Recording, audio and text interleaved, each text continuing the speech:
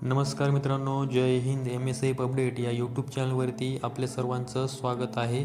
20 जानेवारीपासून सुरू होणारे पोलीस भरतीचे ग्राउंड हे पुढे ढकलण्यात आलेले आहेत का, या संदर्भामध्ये बीड जिल्ह्याचे होमगार्ड समादेशक यांनी काय माहिती दिलेली आहे, चला तर ऐकूया. सर्वांना जय हिंद. मी सचिन पाटकर, होमगार्ड जिल्हा समादेशक.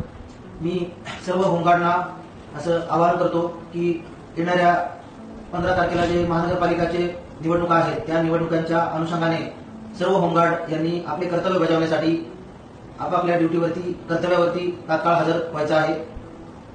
पोलीस भरती ही प्रक्रिया 20 तारखेपासून सुरू होणार नसून ती अनिश्चित काळासाठी पुढे ढकललेली आहे. त्यामुळे पोलीस भरतीसाठी इच्छुक असणाऱ्या सर्व होमगार्डनी सुद्धा या इलेक्शन ड्युटीसाठी तात्काळ हजर व्हायचं आहे.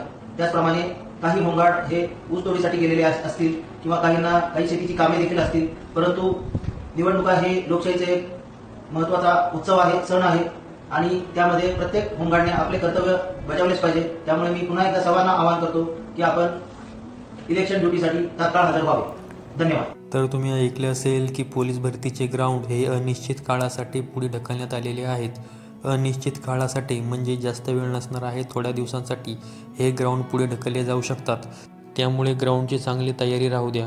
पोलीस भरती ग्राउंड संदर्भात ही एक महत्त्वाची माहिती द्यायची होती, त्यामुळे आजचा व्हिडिओ बनवलेला आहे. अशाच माहितीसाठी MSF अपडेट या आपल्या यूट्यूब चॅनलला सबस्क्राईब करून ठेवा. संपूर्ण व्हिडिओ पाहिल्याबद्दल धन्यवाद.